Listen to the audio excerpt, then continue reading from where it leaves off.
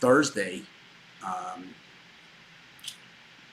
September 8th, 2022, here with your live show. We're live 7 days a week, 365 days a year. As you can see, I'm on the road. No excuses. We just keep showing up and doing this. Hopefully their sound and everything works. If it doesn't, well, we've got plan B. And, of course, immediately following this show, we're going to do our live college football weekly preview. Chris, myself, and Ron Romanelli.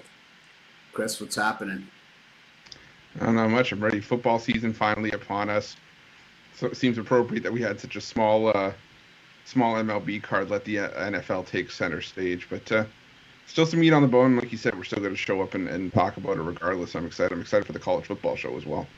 Yeah, it should be a good one. I know I enjoyed it last week doing it with you, so I don't have any setup for you here as far as your backdrop, so we're gonna have to just be creative. And tomorrow we'll get in. We'll brick you. That's what we're gonna do. Find some bricks.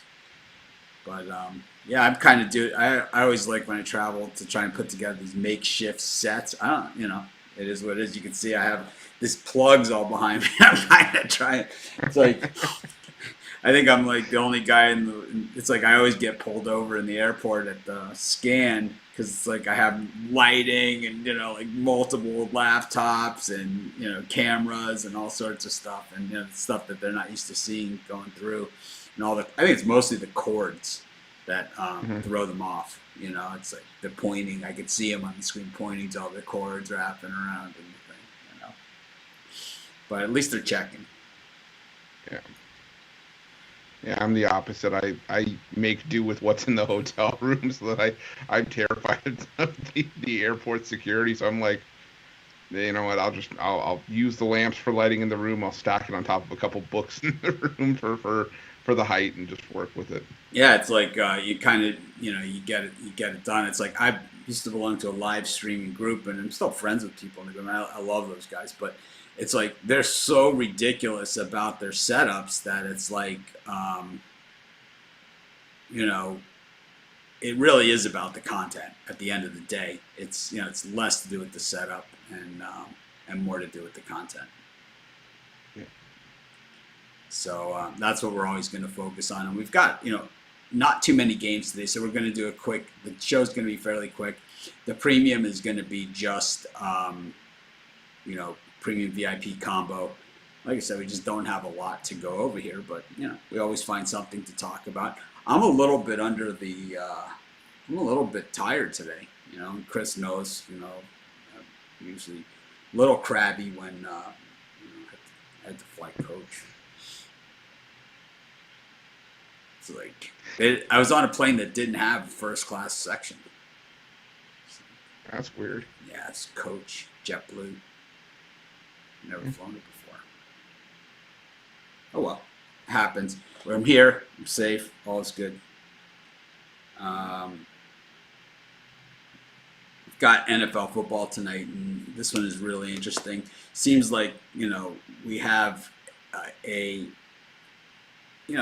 the kickoff game of the season, so there's a lot going on here. You have to remember that there's a lot going on outside of the actual game that's like on the field, and a lot of this affects both teams. And the trends. It seems to me that when the public seems to be all over the Bills and the under. They're just smothering this thing. The Bills and the under. The Bills and the under. The Bills and the under. It's all I hear. And you have a Rams team that's 7-1 at home last year, 7-1 to the under. At home last year, and I think they've won like 10 straight home openers or something like that outright. And you have a Bills team that just seems to always come up short in these big games. It's just it's one of those type of games, and I think that you can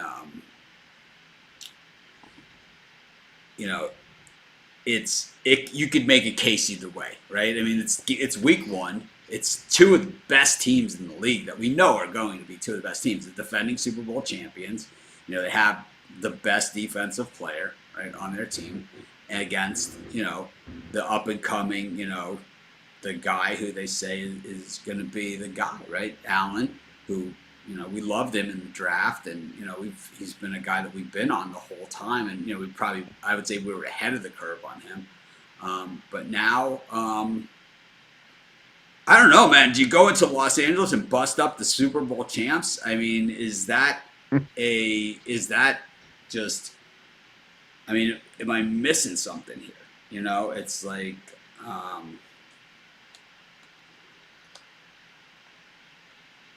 what am I missing here, Chris? That everybody in the world is on the Bills in this thing. I think it's just that, for the first time since I think it was 1992, the Bills opened the season as the Super Bowl favorite. And I think a lot of people see that and think that maybe there's going to be a changing of the guard.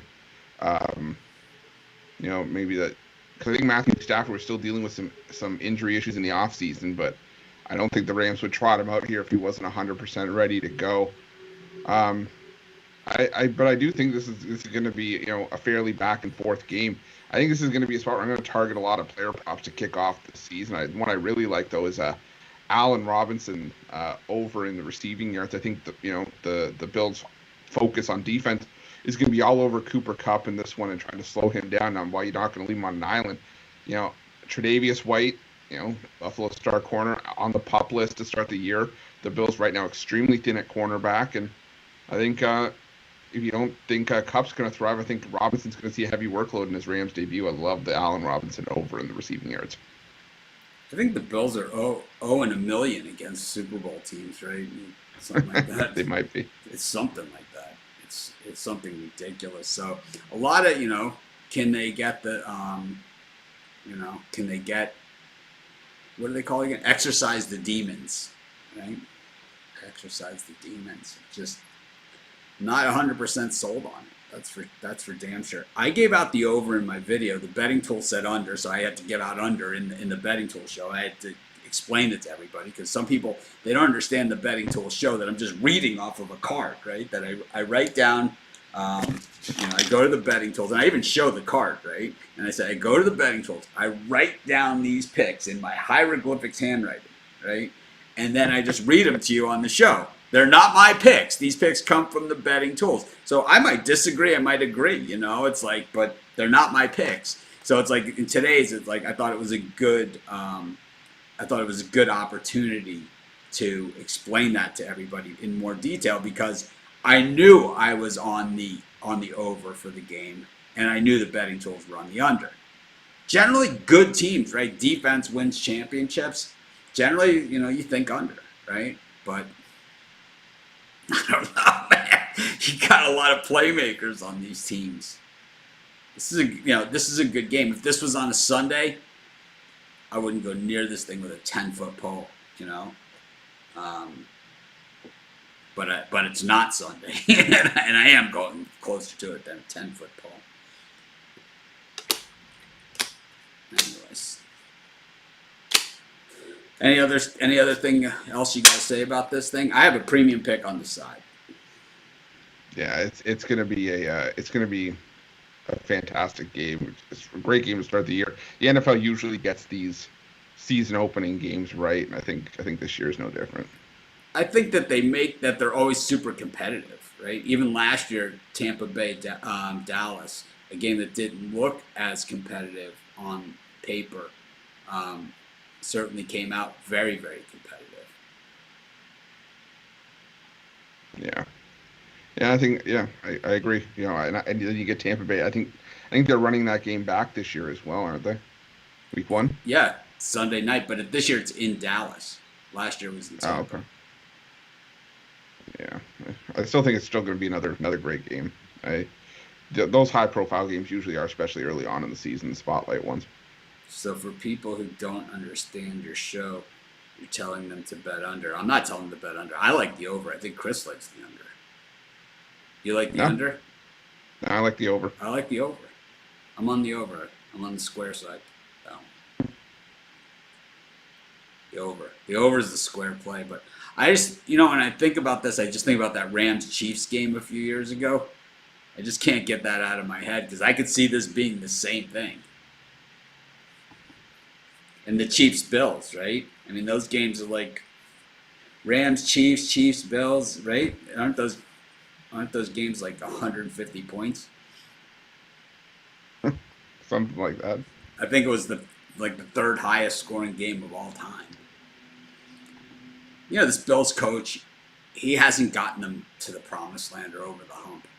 You think he's one of these guys that just can get you to the door, but can't kick the door down? Always a bridesmaid, never a bride. Well, I didn't say that. I said he can get you to the door and kick the door. I'm saying that. I didn't say anything about bridesmaid. It's like not in today's world. You don't say anything about anybody. No, fair enough. But yeah, no, it's always been for me, cases see it and then I'll believe it. But they have the pieces there. It's just a matter of how many teams that we've seen gone in as that early preseason Super Bowl favorite that failed to live up to expectations. They may make the playoffs, but they won't finish the job. So I don't know. We'll have to see how the Buffalo Bills fare. See how they fare. Yep. Is it fair to say that? Yeah, whether it's fair or I not. don't have my soundboard to hit the buttons. I could have brought it. I could have done it. Yeah, I don't enjoy traveling, I gotta say. But anyways, I'm excited really about the college football show. Those of you that didn't see it earlier this week, we did a great NFL show. Jay Briggs, myself, Al McMorty. Jay Briggs is going to do the halftime with me tonight. Sunday, we'll have to figure it out if I can make it back here to do the show from here and have Jay with me. If he's not with me, then I will do it myself. I'll do it with this thing. So I got an email from this company, right? And they asked me about their product, right? And this is an awesome product, right? This case that I got from my iPhone. And you guys can't see it probably too well, but it's like a wood case, which is not really my thing. And it's got the rubber around the end, so it's not like, you drop it, it's going to crack. But it's got the rubber, so it's like it is a very protective case. But the thing that it has is a great pocket, which I like to put all my credit cards in here and stuff. It's kind of my purse, right? My man purse, right? It's this. But I've had those in the past that you get them from secondary, and then they just get stretched out, and then you change it. But this one is really, really nice. So I had nothing but nice things to say about them. And then they sent me the coupon after I bought it. I hate that. It's like, get 15% off your next one. Well, I'm going to buy another iPhone case or something. It's like I had my other one, my last one. I get one per phone. That's it. I'm not like one of these new iPhone case every week. It's Tuesday. This is my Tuesday iPhone case. It's like, why do you send me the coupon after I've already bought it? Especially when you have such a good product. They didn't like my swearing. So I don't like your freaking marketing tactics. How about that? I always say that. I don't like your swearing. Tough shit. That's not really what I say. I always say that. The other one, it rhymes with luck. Something like that. Let's go to Major League Baseball, Chris. It's going to be that kind of show. Got just a few games today. And what are you selling? Well, today for me, I got a pair of $15 plays. I got my $15 play for the Thursday night game tonight, as well as my normal $15 MLB pickoff play. Got back on track with the Tampa Bay Rays yesterday. Hoping to go back-to-back today. But so if you want something long-term, hop on it, especially the week, because now the week's going to get you full college football and NFL weekend and some baseball thrown in there as well. So it's your best value. Use that promo code WIN15. I got my $15 big play for baseball. I also got my NFL play. It's $15 today too. Not going to always do that. Probably going to go back to just one $15 play day. I'm not sure. Let's see. I kind of did it on Saturday with one NFL or one college and one MLB.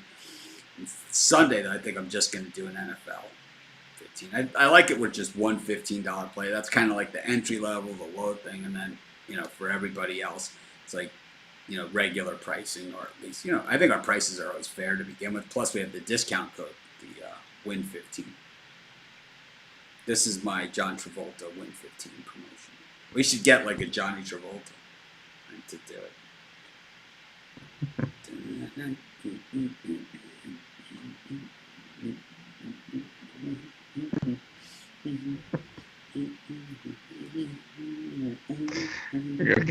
You're gonna get just like a soundtrack to play behind you. Cardinals are playing the Nationals, 1:15 Eastern Time start.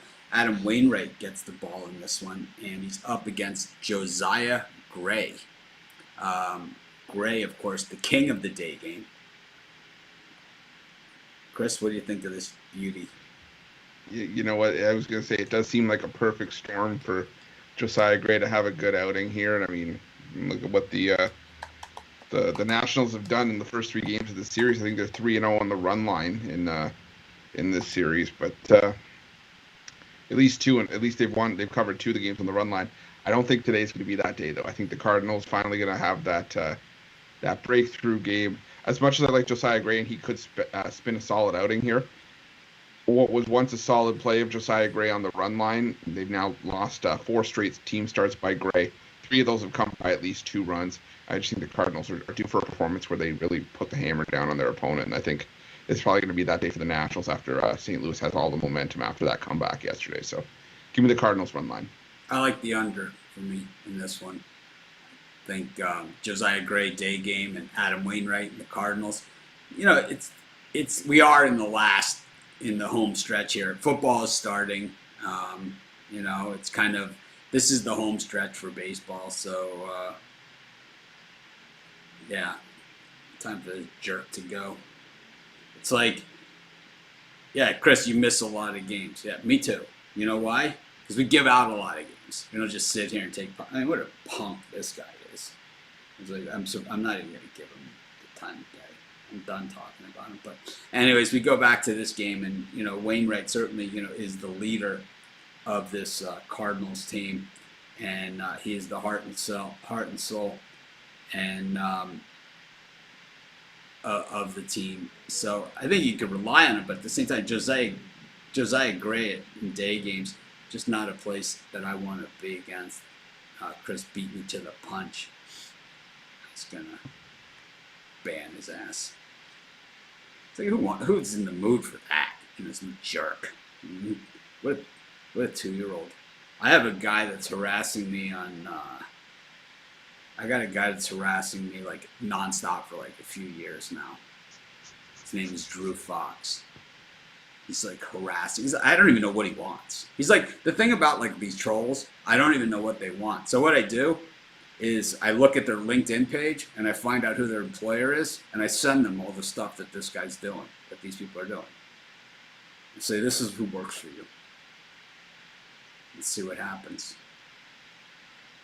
It's like, I'm sick of this guy. He's like, enough. It's like, at a certain point, it's like, you want to call me this or something? It's like, whatever. But it's like, you got to have a point you want something, because enough is enough, I'm not going to sit here and be your pinata, That's for damn sure. It's not what this is about. I'm just some guy on YouTube making picks. Right? I mean, that's really, at the end of the day, that's what this is, right? I mean, I don't understand it. And this guy, it's like, you missed a lot of picks. Yeah, you get a ton right, too, right? You didn't say that. Jackass.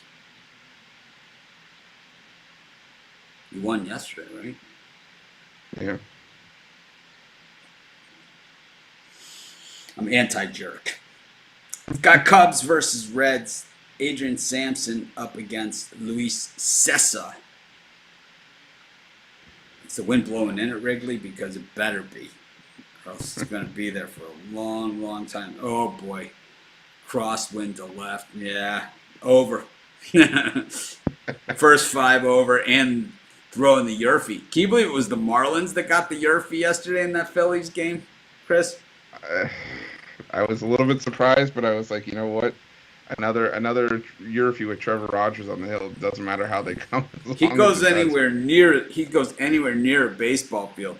It's like Yurfie. The juice on the Yurfie goes to the moon. But in this one, the Cubs and the Reds, it's Sessa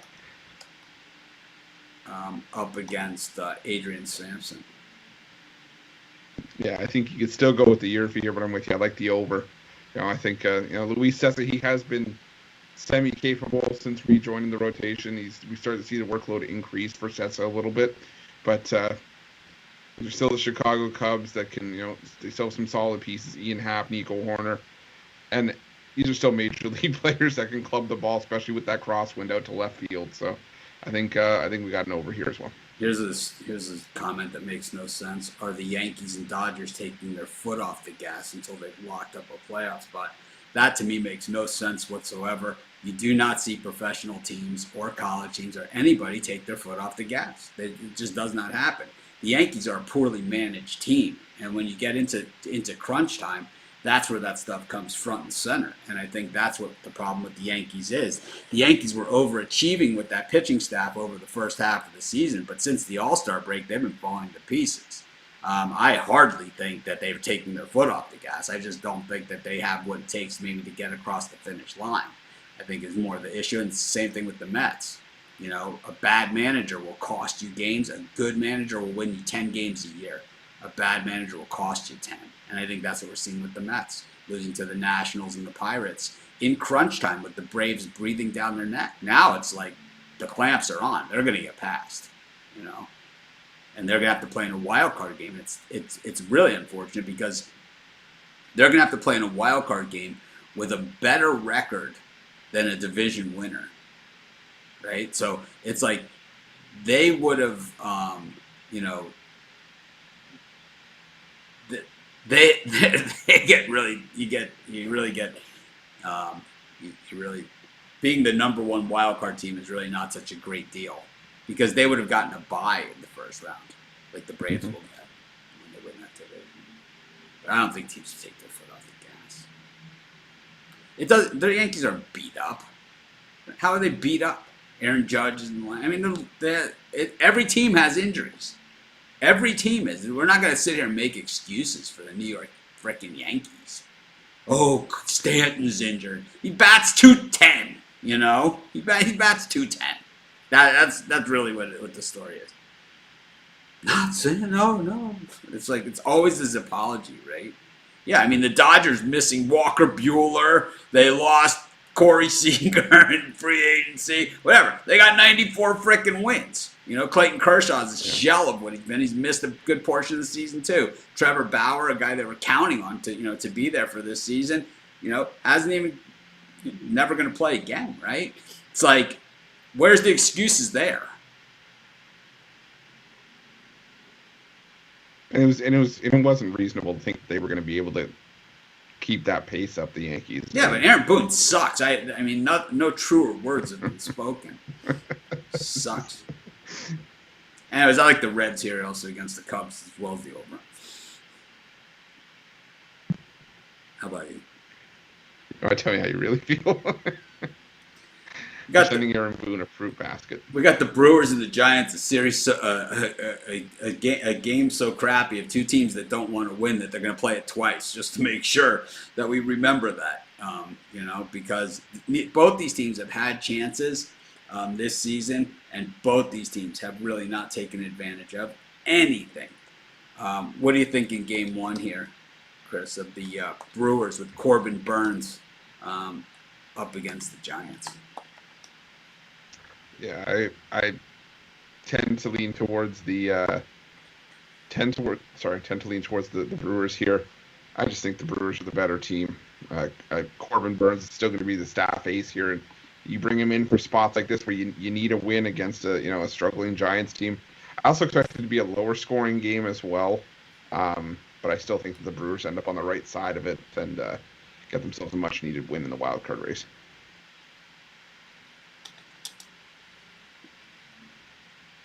Yeah, I think the Brewers, there is no tomorrow, but the Giants, the Giants are like the White Sox. They win when you think they're not going to win, and then they don't win. I like the over in this thing. The overs have been hitting like crazy in Milwaukee. Let's go to the next game. I'm sick of this one already. We got the Phillies taking on the Marlins. Kyle Gibson up against Sandy Alcantara, and Gibson is favored in this thing. Cuckoo for Cocoa Puffs. Sandy all day and twice on Thursdays. I like the Marlins first 5. I like the Marlins first 5. I like the Phillies first 5 under. And yeah, write it in. Sandy, and more Sandy up against Kyle Gibson. I'm insulted. I will say I do like the under. I would maybe, I would consider maybe buying it up to 7.5 to avoid the push, because you look at Gibson and Alcantara, their starts between each other this season against the opposing team, majority finished at or under 7, and I think under 7.5 could be the way to go. But I'm with you. I think the value is on the Marlins here.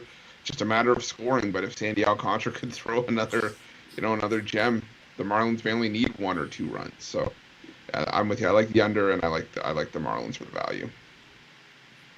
Go to our next game. Yankees taking on the Twins. The Twins now 1-78 at Yankee Stadium. After yesterday, they acted like they were going to try and win the first game, but no. Nah. They're just like, forget it. It's like, we tried. Forget it. We're done. And then game 2 was ridiculous as well. So the Twins, it's kind of a little bit of a low line here, considering how bad Sonny Gray was when he was with the Yankees. So we know he has a lot of experience losing in Yankee Stadium. Chris, Nestor Cortez Jr., not one of our favorite guys, that's for sure. Maybe an over here, or just a straight nerfy. What do you think? No, I'm still sticking with the Yankees here for me. Way to stick that neck out. Yeah, I know, right? I know, 100%. But I think the line being low here is just a product of Nestor Cortez not being in the rotation for a couple of weeks. His first start back in, I believe, 15 days, maybe a little bit more. But I still think he's the more reliable starter here. And the Twins are just falling apart when they got within a game of the they tied the Guardians at the top, and now they're starting to fall off again. And I'm not a Sonny Gray fan, so I'll lean towards the Yankees here. Keep that streak going. I'm going to go with the nerfy in this one. I just think it just looks like a nerfy game to me, and I think from there on, all bets are off. As far as nerfies or any of that other stuff, I think we'll see some shenanigans and monkey business as well. Got the Brewers taking on the Giants. Game 2. One game of disappointing underachievers wasn't good enough for us today. They just figured, well, people are going to tune out and watch the NFL in an hour anyway. We'll just see if we can slide this one in and pretend it didn't happen. Freddie Peralta back on the mound for this one. He was a strikeout machine a year ago, but this year he's been an injury machine, and then from there he really hasn't done all that much either. What do you think? Yeah, I think if Game 1 doesn't come in under the total, I think Game 2 will. I think Freddie Peralta, like you said, the strikeout numbers haven't been there. The lowest strikeout per 9 numbers pretty much of his career. But I still think he's the better starter here. I haven't seen a confirmed starter for the Giants here, but I still like Peralta in this spot. I think this is a bit of a get-right spot for him, and the Giants continue to struggle, so I'll lean towards the Brewers. I'll lean towards the under as well. I'm going to take the Giants in this one, spite alone.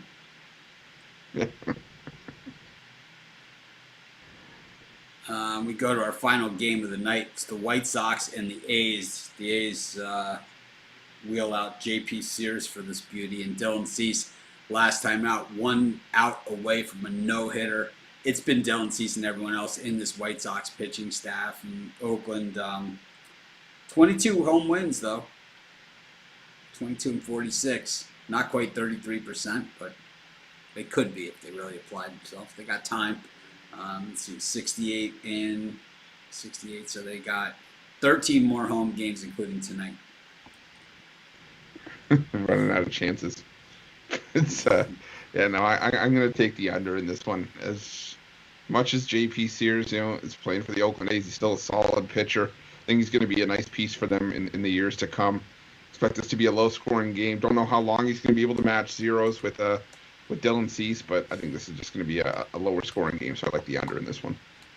I like the White Sox. I like the A's first 5 under. I like the White Sox first 5, and kind of everything else in between. I'm going to go with the full catalog here for the White Sox in this game. Probably lay the run line and maybe even extend it.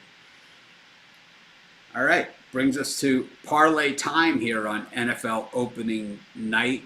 I wish they would have had a full game of baseball here. I like the way that baseball generally opens like March Madness, right? And then they kind of play, in between all that stuff. They don't. They certainly don't back down from them. But today, in this one, the Rams build more important than an entire Major League Baseball schedule. Just shows you the pecking order of things. What do you like as your parlay? Parlay, I'll go Cardinals run line, under 7.5, Marlins, Phillies, and I'll go with the Yankees on the money line. Yeah. So it's Stephen Clows bashing our picks on this, saying, bold pick, taking the White Sox minus 195. What else is there to pick? I mean, I'm the underdog guy, right? It's like, what else is there to pick? Okay? What else is there? Come on, hero boy. What else is there to pick? What else is there? It's like, I'm missing it, right? Chris? I mean. Yeah. I struggled big time. I struggled to really dig stuff out. It's hard. There's not going to be value on every single game. I mean, I've spent all season giving out value, but it's like, yeah, I don't see it, and it's like, I'm not so I'll just give out a losing pick. It's like, I don't understand some people, it's like, instead of, making a pick or saying something or, in a way that's kind of like would make some sense. Is it just you're just trying to take a pot shot at me? You feel better about yourself? Is that what that is? It makes you feel like you're a hero because you don't have to give out the pick. I mean, I'm missing it. Where's he at? He's on Sports Shot. Is that what his trick is? Must be on the Sports Shot channel. Fun guys. Anyways, for the parlay, I'm gonna go with the Giants in Game 2. I'm gonna put that with the Marlins and the Reds. Anyways, thanks to everyone for joining us. Make it a winning day. We appreciate each and every one of you.